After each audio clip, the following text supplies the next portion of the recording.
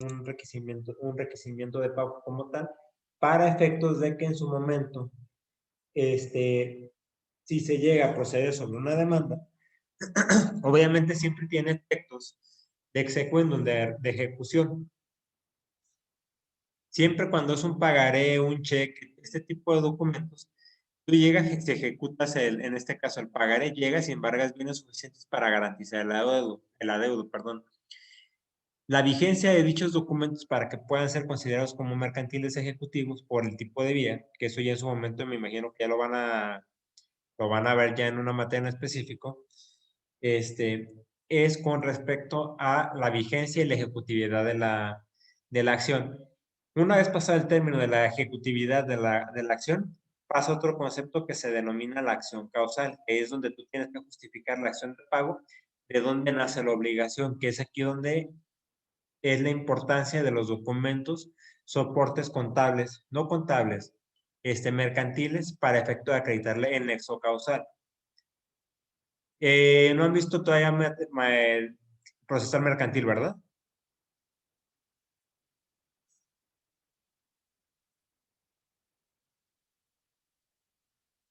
¿No? Profe. Sí.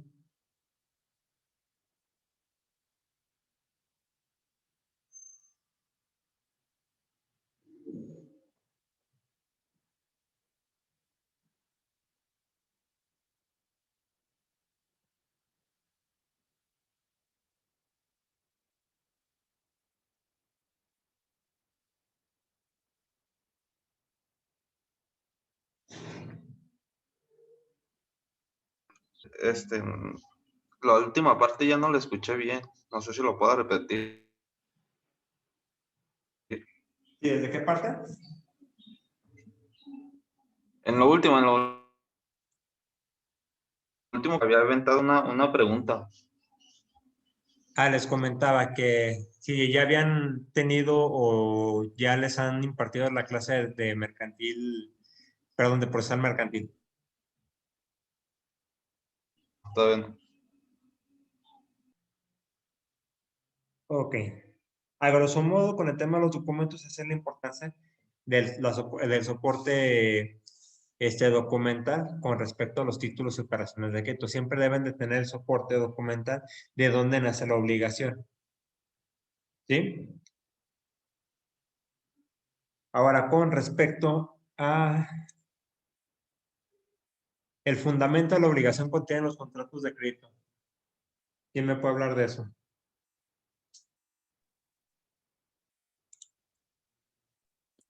Yo tengo que los títulos de crédito están sustentados en el derecho mercantil del derecho privado, ya que aquí se controlan todas las operaciones y actividades del comercio, identifican las obligaciones que tienen. Ok.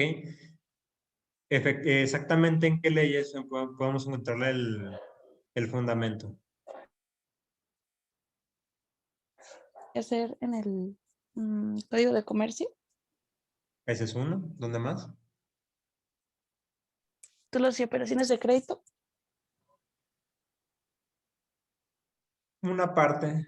¿Dónde más? No sé, profe, hasta ahorita es donde se me ocurre. ¿Quién más?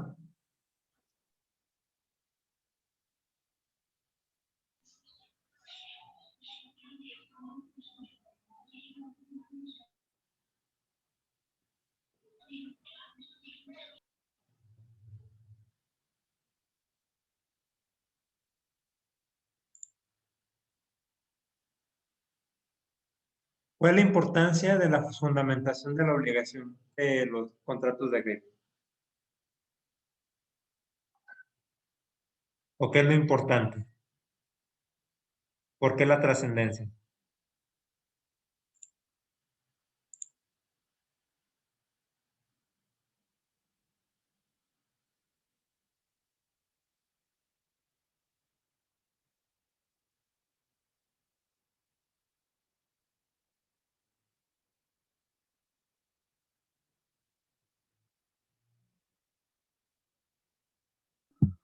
¿Será porque se le da mayor valor al contrato en sí? No necesariamente, porque la ley te dice que siempre y cuando tú de forma clara y precisa expliques cuál es la acción que pretendes ejecutar o qué es lo que estás pidiendo, no necesitas fundamental.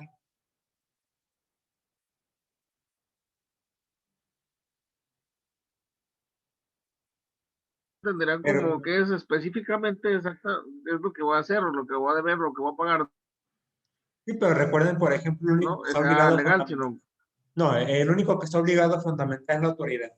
Que si bien es cierto, el desconocimiento de la norma no te exime de su responsabilidad, a nosotros como ciudadanos, nos han escuchado el tema de que nosotros podemos hacer todo lo que no esté prohibido. Si no está prohibido, está permitido. Es un principio general del derecho, únicamente para los particulares, no así para las autoridades. Para las autoridades no pueden hacer nada si no está previsto en la norma. Aquí es contrario censo. Ellos no pueden actuar si no está en la norma. Si no está en la norma, ellos no pueden improvisar o actuar o generar alguna condición contraria o que no está establecido en la norma jurídica. Nosotros como particulares sí.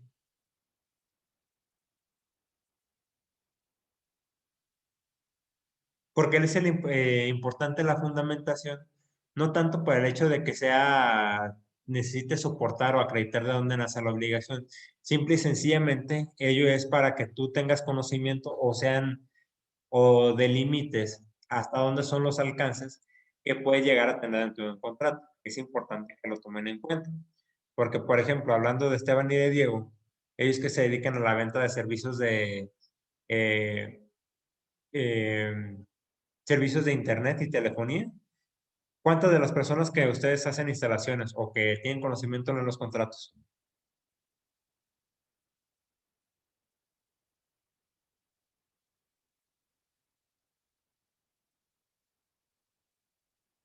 de internet y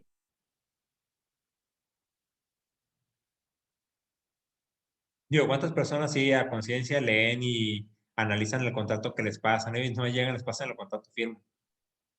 Que ese es un denominado contrato de adhesión. Creo que ninguna, si hablamos de un, ninguna, de una, y si es que una, yo creo que ninguna, porque cuando llega el tengo una, técnico siempre y oye, ¿y cuándo voy a pagar? Y así, entonces, ¿Cuándo comienza la vigencia del contrato? Ya puedo no, utilizar el internet y cuánto voy a pagar. Regularmente es lo que te preguntan y yo el contrato, ¿o no? sí. Digo, ni nosotros lo hacemos. Ahora, en un contrato, muy digo, en raro. ese contrato es un contrato especial que se le denomina contrato de adhesión, porque no es es un acuerdo de voluntades, sino, ¿a qué me refiero con que es un contrato de adhesión? ¿Quién sabe qué es un contrato de adhesión?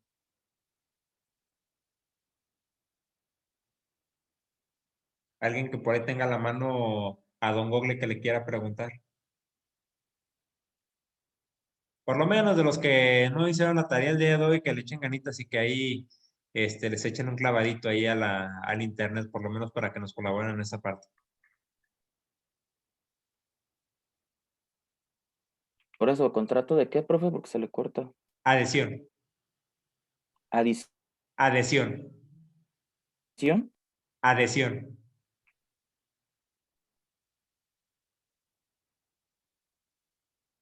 un contrato de adhesión o un contrato por iguales que se redacta por una sola de las partes y aceptante simplemente se adhiere o no al mismo, el contrato en su integridad. Que dice un contrato de adhesión es un documento elaborado por el proveedor de un producto o servicio. Se establecen los términos y condiciones, precio, garantía, tiempo de entrega, etcétera, Eso al regularmente producto dónde o lo aplican. servicio. Regularmente dónde aplican o dónde firman contratos de adhesión. En este caso, como los del cable. Exactamente. Cuando vas al banco, cuando vas a sacar una tarjeta de crédito o de débito, La luz. la luz, exactamente, el agua. Nomás llegan, te pasan el contrato y aquí es, ¿quieres firmarlo? ¿Quieres que te vendamos el servicio? Fírmale. Nada de que yo llego y que yo le voy a hacer propuestas de las condiciones o las cláusulas que yo quiera que le pongan en el contrato, que establezcan en el contrato. Jamás te lo permiten. ¿Quieres o no quieres? Punto. Yo no te voy a andar rogando ni voy a estarte pidiendo que las condiciones para que tú te adhieras conmigo. Tú eres la que está contratando el servicio o estás pidiendo el producto. Si lo quieres en esas condiciones, dale. Si no, pues vete y búscale por otro lado. ¿Sí? Ese también creo que no lo tienen en el radar o que no les había tocado escuchar de ese contrato.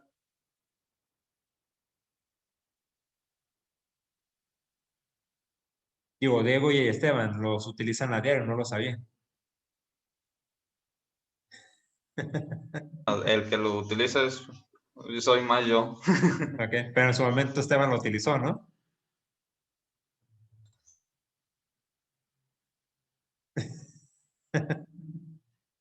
Digo, hay figuras que estamos utilizando al día a día y que no nos percatamos, no tenemos la noción de qué es lo que estamos utilizando. Hasta este momento, por ejemplo, que estamos ya a detalle revisando los tipos de contrato, nos damos cuenta que prácticamente vivimos engañados todas nuestras vidas, que ni siquiera sabíamos que cada contrato tiene un nombre específico y una función específica, pero nunca lo analizamos o nunca nos damos el tiempo para considerar esa parte.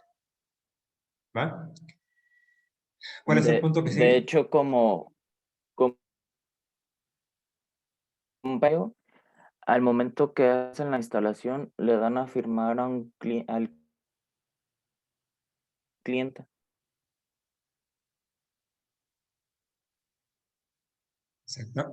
Exactamente. Seguimos con tesis del contrato original.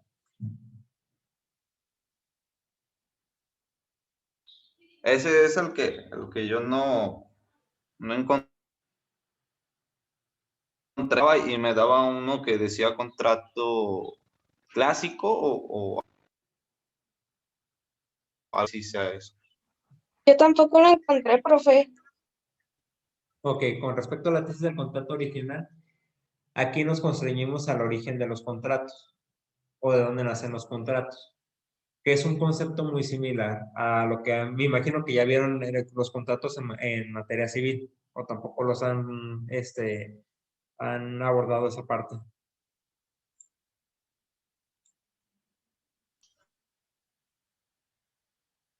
¿No Bien, tampoco? en eso. ¿Cómo? Nos estamos yendo más a las obligaciones. Ok, entonces no llegan a contratos.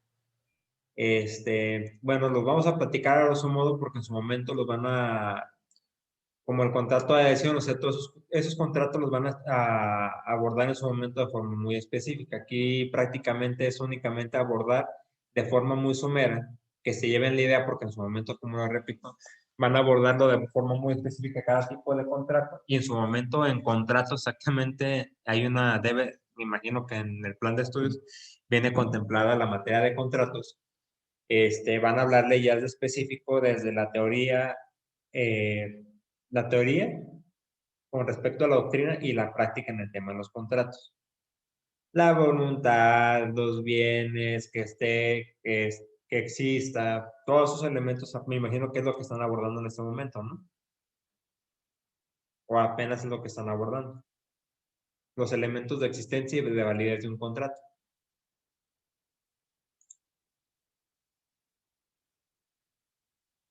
En este caso son la voluntad de las partes, que el bien esté en el comercio, que sea legal, que tenga un precio cierto. Eso ya lo vieron, ¿no? O todavía no. Los elementos de validez y de existencia de los contratos. Ah, no, están con obligaciones. Sí necesitaríamos un poquito más de apertura porque si no sería abordar el tema de la, pues ahora sí de abordar el tema de el concepto de contrato, sus elementos. Creo que sí la dejaremos pendiente porque si nos llevaría un ratito y sí necesito que tengan un poquito de conocimiento para poderlo abordar. Pero sí hay que ir previendo en la respectiva materia cuando les impartan el tema o la materia de contratos para volver a abordar este tema.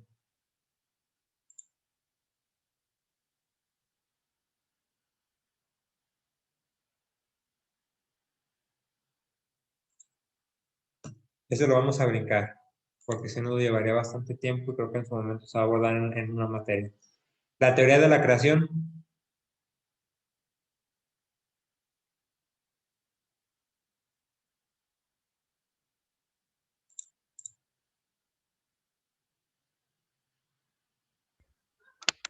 Yo tengo que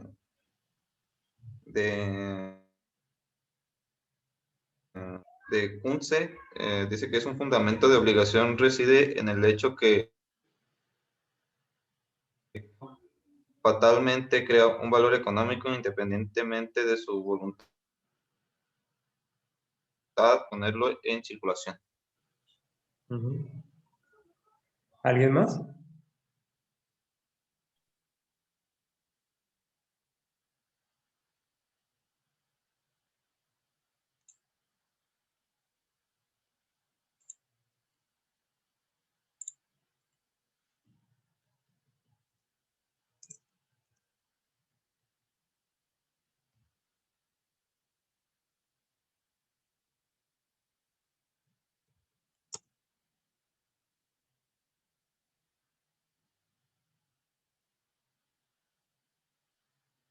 Ah, profe, pues no sé si esté bien, pero pues yo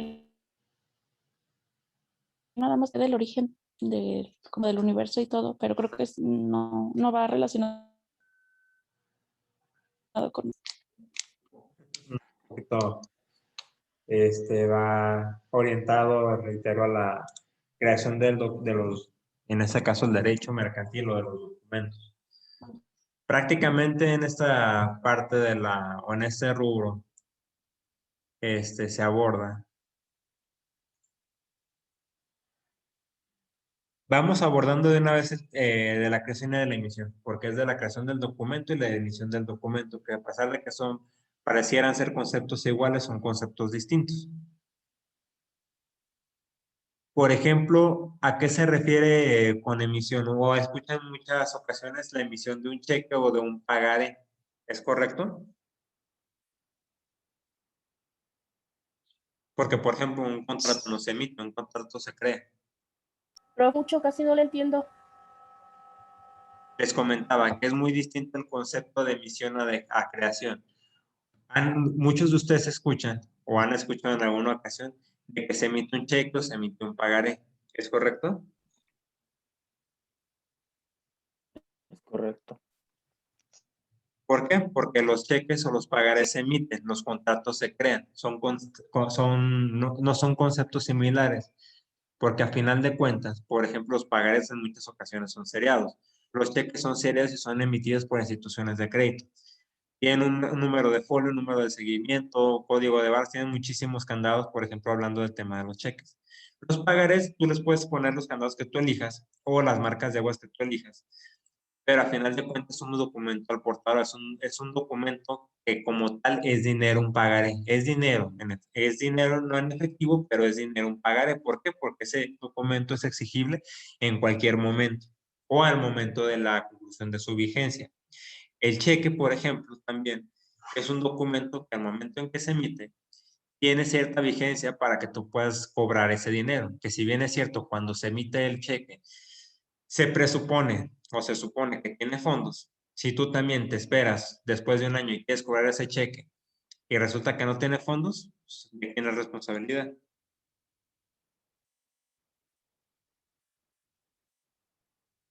De uno mismo. Exactamente, porque en su momento el cheque cuando se te entregó tenía fondos, pero tampoco no es que el documento va a tener fondos toda la vida. La ley te contempla que para crecer, por ejemplo, acción mercantil ejecutiva contra la emisión de un cheque son de 6 meses.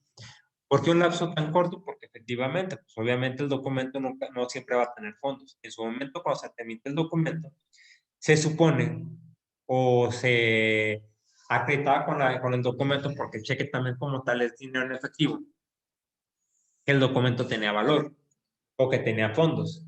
Si tú te esperas después de 6 meses y quieres cobrarlo y te dicen que no tiene fondos, pues la responsabilidad obviamente no es del emisor, es del tenedor del documento, porque tampoco te van a andar corrigiendo de, oye, ya lo cambiaste, oye, ya lo... Claro que no. En el tema de los contratos, como les comentaba, los contratos se crean. Porque si tú puedes elegir cuáles son las condiciones bajo las cuales quieres que se rija ese contrato, salvo en el contrato de adhesión, como lo acabamos de revisar. El cheque o el pagaré debe de tener elementos muy específicos, muy específicos, para efecto de que se denominen como tal. El contrato no. Un contrato es mucho más moldeable. El contrato tú puedes elegir los términos y condiciones en que quieres que se rija el contrato. Es como un contrato de compra-venta. Tú cuando eliges un contrato de compra-venta, tú eliges las condiciones en las que se va a elaborar ese contrato. Tú eliges el precio, en cuánto tiempo se paga, cómo se está entregando la unidad, cláusulas de penalización. Tú eliges o tú vas creando ese contrato, tú vas eligiendo las partes que van constituyendo ese contrato. Un cheque o un pagaré no. Las personas que están acostumbradas a manejar cheques se dan cuenta que un cheque siempre va a tener los mismos elementos, no va a haber absolutamente nada. Un pagaré siempre debe de contener los mismos elementos y no pierde validez o pierde su esencia como pagaré. ¿Sí me doy a entender?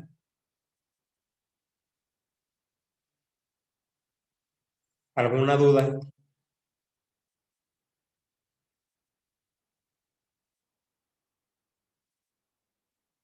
¿No? ¿Todo claro?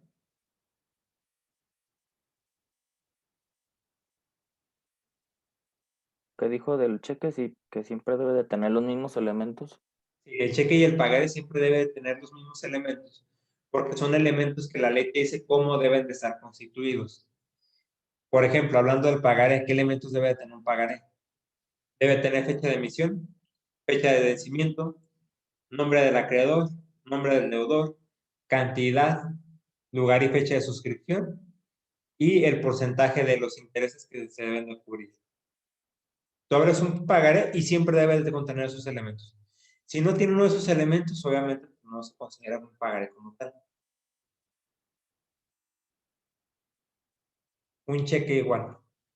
Un cheque debe tener la fecha de emisión, valor del cheque, a favor de quien está expedido, la institución de crédito que garantiza o que soporta el, el resguardo del económico y la firma del emisor. Digo, siempre deben de contener sus elementos. Incluso puedes agarrar dos cheques de dos instituciones de crédito distintas y va a tener los mismos elementos. Un pagaré, la ley de títulos y operaciones de crédito que establece muy concretamente cuáles son los elementos de validez de un pagaré, de existencia y de validez de un pagaré. El contrato no, el contrato tú eliges cómo lo quieres hacer. Muchas veces los contratos de arrendamiento, que es lo que más común que tenemos o que hemos observado en muchas más ocasiones, se dan cuenta que son muy similares, pero tú puedes variar condiciones. Contratos de compraventa, contratos de arrendamiento, contratos de parcería, contratos de arrendamiento con opción a compra. Hay infinidad de tipos de contratos. Compraventa, plazos. Tú eliges cuáles condiciones quieren que se estableciesen en un contrato. Ese sí tú lo puedes variar. Solamente, obviamente, debe de contener los elementos de validez y de existencia. La voluntad, que el objeto se encuentre en el comercio, el precio, el plazo, todo eso siempre debe de tenerlo. Pero puedes variar las condiciones a como tú le eliges. En los demás documentos no. Porque son documentos preestablecidos. Son documentos al portador. Y las condiciones de uno y otro son muy distintas. Incluso hasta por clasificación. ¿Va? ¿Alguna otra duda?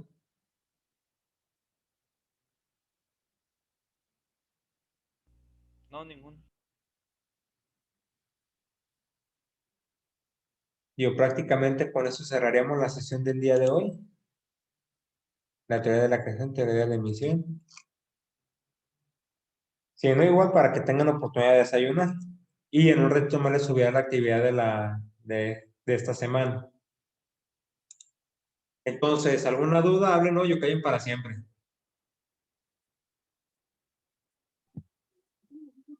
Yo había escuchado de los cheques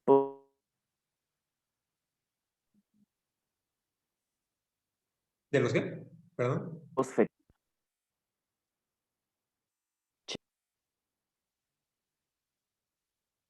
Casi no te escuché, Esteban, se te cortó. O sea, no ponlo en Cheques el chat. post-fechados, profe. Ah, los cosechados. Es una figura, no es una figura prevista en la ley. ¿A qué se refiere con cosechados? Por ejemplo, que tú emites el cheque con fecha del día de, por ejemplo, hoy es sábado, lo emites con fecha del domingo. No es una figura como tal, es un uso o una costumbre que se utiliza en los actos de comercio porque, por ejemplo, dice, ¿sabes qué? Te traigo el cheque con fecha de lunes y lo cambias el lunes porque hasta el lunes tiene fondos. O hasta el lunes yo le meto fondos. Si tú vas ese mismo día al banco, te van a decir, oye, pero pues ese cheque tiene como fecha de cobro del día lunes, no del día de hoy. O sea, pero como tal no es una figura legal prevista en la ley. Es una usanza que se tiene entre comerciantes.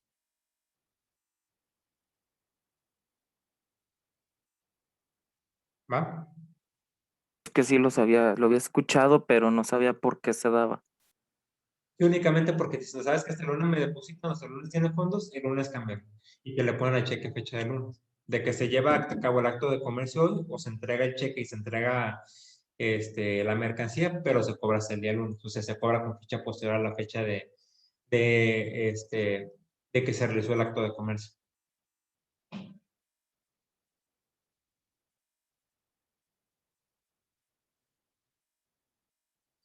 Pues listo, muchachos. En un rato más hubo la actividad de la siguiente semana. ¿Vale?